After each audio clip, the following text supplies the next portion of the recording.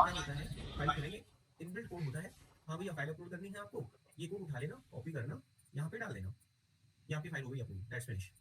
अच्छा, किसी की डिपेंडेंसी हटानी है तो रुको बेटा, एक काम करते हैं, ये कोड है, ये कोड उठाओ, यहाँ पे डालो, और ये डिपेंडेंसी हो गई आपकी खत्म। वो कैसे हुई, उसके अंदर क्या कारण है, ऐसा कुछ नहीं बताया जाता। तो यही वजह है कि अभी जब आप इसे पढ़ रहे हैं तो आपको तकलीफ हो रही है, लेकिन वही चीज़ अगर मैं सीधा 4 लाइन का कोड उठा के आ गया, देखिए बेटा फाइल अपलोड हो गई, 2 चीज़ बदलनी होती है, बदल देना, आप भी खुश, हम भी खुश, काम खत्म हो गया। लेकिन यही चीज़ बाद में पूछी जाएंगे आपसे कि कॉन्फिडेंट हम क्यों यूज करते हैं, कैसे पता चलता है फाइल अपलोड करके नहीं हो गया, क्या मॉडल की स्थिति, उसको कोई आइडिया नहीं होता। बस यही है, अभी तक तो आप यहाँ पढ़े हो, इसलिए आपको कुछ संदेशा नहीं हो रहा है, मेरी बात जब पढ़ोगे तो थोड़ा आइडिया लगेगा आपको क्या कह रहा था मैं। अभी देखिए नेक्स्ट यहाँ पर, अभी हमने इसको चेक कर लिया कि भैया हमारे पास जो रिक्वेस्ट आ रही है वो मल्टी पार्ट फोन डेटा की आ रही है, हम यहाँ तक पहुंच चुके हैं। अब नेक्स्ट स्टेप में मुझे 10 फोल्डर के बारे में काम करना होगा, यानी इनिशियल लेवल पे जब आपकी फाइल अपलोड होती है तो उसके लिए हमें अपनी हार्ड डिस्क में स्पेस बनाना होगा। तो डिस्क फाइल आइटम फैक्ट्री नाम की क्लास होती है, जिसकी हेल्प से हम अपनी हार्ड डिस्क में एक स्पेस क्रिएट करेंगे, जिसके अंदर हम ये बताएंगे कि इसके अंदर जो भी फाइल अपलोड होगा वो हमें एक कंप्यूटर में एक हार्ड डिस्क में अपना स्पेस प्रोवाइड करवाए और हमारी टेम्परेरी फोल्डर में जाकर उस फाइल को डाल दे, उसकी इमेजेस को वहां पर स्टोर करवा दे। तो मुझे वो स्पेस यहाँ क्रिएट करवाना होगा जो इनिशियल लेवल पे हमारी फाइल को अपलोड करने का काम करता है। उसके लिए मुझे एक ऑब्जेक्ट यूज करना है, क्लास यूज करनी है, इस फाइल आइटम फैक्ट्री, इसका पैकेज आपको इंपोर्ट कर लेना है, इसका अब एक वेरिएबल आपको बनाना है, डिस्क आइटम फैक्ट्री।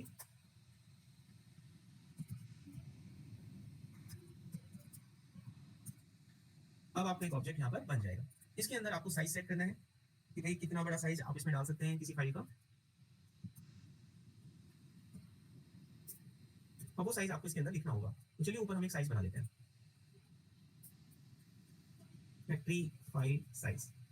अब देखो इसमें जो साइज दिया जाता है वो बाइट्स में होता है, तो ये 1 बाइट हो गया, 1 केबी करना है तो 1024 हो गया 1 केबी।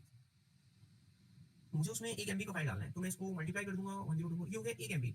मुझे उसमें 500 एमबी का फाइल डालना है तो मैं 500 से कर दूंगा, तो 500 एमबी का साइज हो गया। अब ये जो वेरिएबल मैंने बनाया है इसको हम यहाँ पर डाल देंगे। अब मेरे पास हार्ड डिस्क में एक स्पेस तैयार हो जाएगा जो कि 500 एमबी का साइज रिजर्व कर लेगा फाइल को अपलोड कराने के बाद। अब हमें लोकेशन बताना होगा कि ये स्पेस कहाँ पर है, तो हम यहाँ पर लिखेंगे डिस्क आइटम फैक्ट्री जो मैंने ऑब्जेक्ट बनाया था, और यहाँ पर सेट रिपोजिटरी।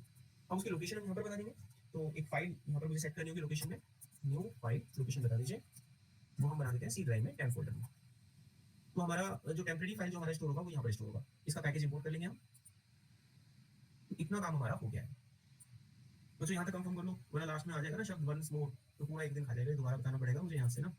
तो रिकैप टाइप में यहाँ तक की कोडिंग एक बार देख लो, समझ लो, कोई दिक्कत है तो पूछ लो, कंफर्म करते रहो बस। यहाँ तक ओके है, आपकी तरफ से आवाज ना आने का कारण माना जाएगा समझ नहीं आ रहा है, तो मेरे को मजबूरन पीछे जाना पड़ेगा, आगे बढ़ नहीं पाऊंगा फिर मैं, दैट्स माय पॉइंट।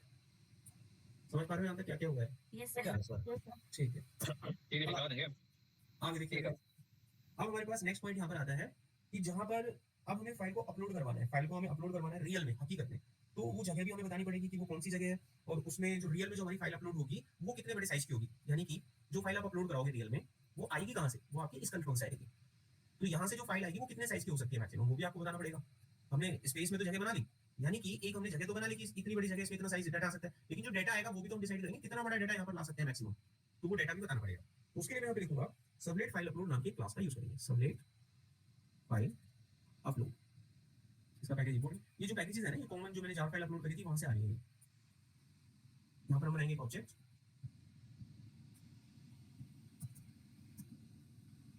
तो इसको कनेक्ट कर देंगे अपने इस ऑब्जेक्ट से, इसका भी हम एक साइज बता देंगे, इतना साइज इसमें होना चाहिए।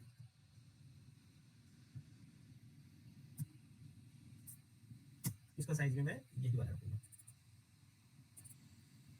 तो यहाँ तक हमने जो है काम अपना कर लिया है। अब जो रियल में जो फाइल आपकी जा रही है वो इस वाले वेरिएबल के माध्यम से जा रही है, ये है वो वेरिएबल जब आपको बताया गया था कि क्लाइंट मशीन है और ये सर्वर मशीन है, यहाँ से फाइल आपकी ट्रांसफर हो रही है।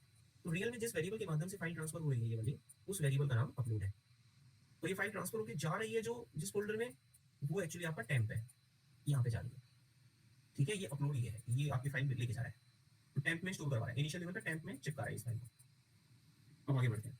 अब आपको यहाँ पर आने के बाद सबसे पहले उसमें से जितना भी फाइल का डाटा है वो निकालना पड़ेगा, आपकी फाइल का डाटा पूरा निकालना पड़ेगा, अपलोड में है वो पूरा फाइल का डाटा, उसको निकालो, लिस्ट में डालो, जितना भी डाटा अपलोड हुआ है उसको लिस्ट में डाल दीजिए आप। एक लिस्ट वेरिएबल लिया, यहाँ पर हमने लिख दिया फाइल पार्ट डेटा, एक वेरिएबल बनाया लिस्ट, इसका भी पैकेज आपको इंपोर्ट कर लेना है, यूटिल पैकेज होता है। तो यहाँ पर आप लिखेंगे अपलोड और इसके रिक्वेस्ट को बाहर निकालेंगे पास करके, पास रिक्वेस्ट ऑब्जेक्ट होता है, एक मेथड होता है पास रिक्वेस्ट, ये आपको क्या करता है वो देखो। पास रिक्वेस्ट एक ऐसा मेथड होता है जो अपलोड जो ये पैरामीटर है आपके पास, इसमें जितना भी डाटा होता है उसको एज अ लिस्ट में कन्वर्ट करके ले आता है, अलग अलग फाइल आइटम में डाल देंगे। तो जितने भी फाइल टुकड़ों में टूट के गई होंगी 4 5 10 15, उनके सारे डाटा को ये इसमें डाल देगा। सारे data file 1 file 2 file 3 file 4 सारा डाटा इसमें आ जाएगा। फिर हम उसको एक्सेस कर लेंगे आईटी डेटा मेथड से। तो यहाँ पर मैं लिखूंगा पास रिक्वेस्ट, और किसमें आता है डाटा, रिक्वेस्ट में आता है। तो आपका पूरा डाटा यहाँ पहुंच जाएगा। अब इसको आईटी डेटा में कन्वर्ट कर लीजिए आप। आईटी डेटा, आप किसी ने जावा पढ़ी होगी कलेक्शन, तो उसको ये पता होगा कि यहाँ पर अब हम क्या करते हैं। ये नॉर्मल सी चीज है।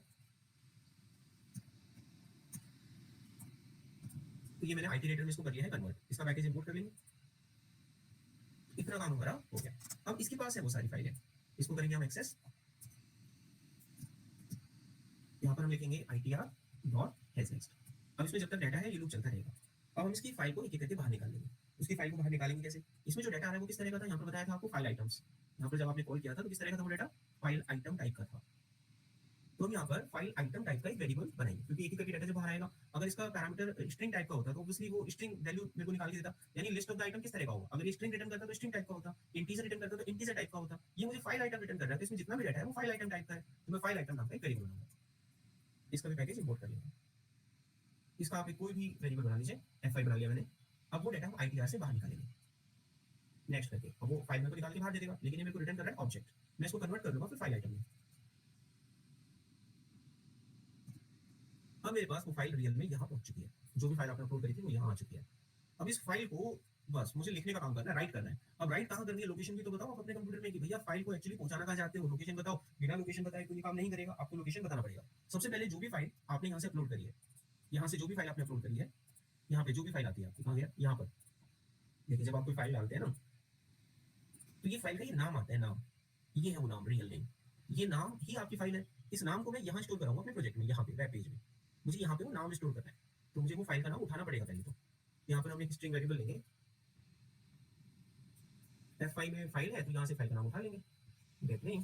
तो फाइल का नाम मेरे को यहाँ मिल गया, tiger2.jpg जो आया था ना, वो मुझे इस वेरिएबल में मिल जाएगा। अब इस वेरिएबल में जो नाम आया है उसको मैं यहाँ पे स्टोर करवाऊंगा अपने प्रोजेक्ट में। तो इसकी लोकेशन उठाऊंगा मैं यहाँ से कि मेरे प्रोजेक्ट की लोकेशन क्या है। तो ये रही इसकी लोकेशन। मैं उसकी लोकेशन को रियल में खोल के देखूंगा। अब ये बैक, ये है रियल लोकेशन। मुझे यहाँ पे वो फाइल अपलोड करनी है।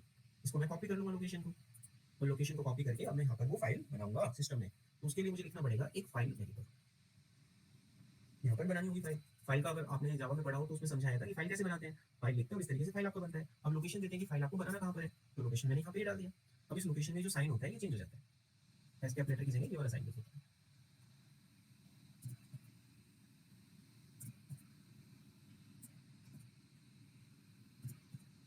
ये लोकेशन। अब जो फाइल आपको अपलोड करनी है उसका नाम बता दो यहाँ पे, उसका नाम है फाइल नेम, दैट्स फिनिश। अब ये जो मैंने फाइल वेरिएबल बनाया है इसको मैं ग्लोबली डिक्लेयर करूंगा बाहर, यहाँ नहीं करूंगा। यहाँ से इसको हटा दूंगा, बाहर डिक्लेयर कर दूंगा ऐसे। कोई दिक्कत नहीं आएगा इसमें, ठीक है। अच्छा एक मिनट देना, कॉल आ रहा है किसी को। हेलो हेलो,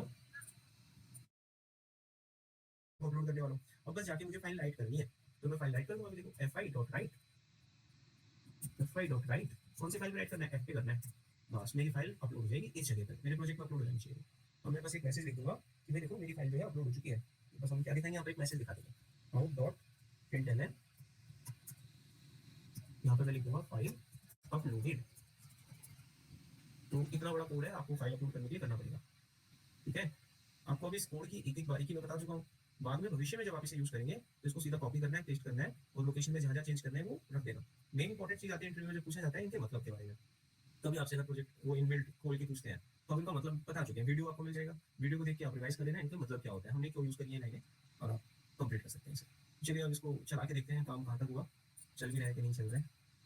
पहले भी जब मैंने एक बार मैंने फाइल ले लिया, मान लीजिए लैपटॉप 1.jpg, मैंने अपलोड करा। यहाँ पर एक मैसेज तो आ चुका है, फाइल अपलोडेड।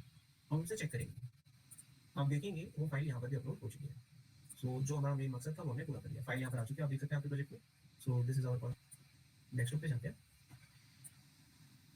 यहाँ पर ये मेरे पास को पीडीएफ पड़ी हुई है, ये मैंने ओपन किया, अपलोड कर दिया, फाइल अपलोडेड। आप देखेंगे वो फाइल भी अपलोड हो जाएगी, देखिए हो गई अपलोड। आप किसी भी तरह की फाइल को अपलोड कर सकते हैं। प्लीज कंफर्म करें सब, ऐसे करके दिखा देते हैं। जावा test.pdf, क्लिक लो टू डाउनलोड। जैसे किसी का डिजिटल वगैरह होता है किसी का ऑनलाइन पेपर है, एग्जाम है, आप उसका कोई बना रहे हो वेबसाइट, जैसे ये रहा पेपर है, ये डाउनलोड करना है, क्लिक करते हैं तो देखिए पेपर भी डाउनलोड हो गया, आपको किसी भी तरह की फाइल डाउनलोड की जा सकती है, ये भी आपके कंप्यूटर में लेंगे, आप कभी भी ले सकते हैं। तो इन चीज़ों को अपने प्रोजेक्ट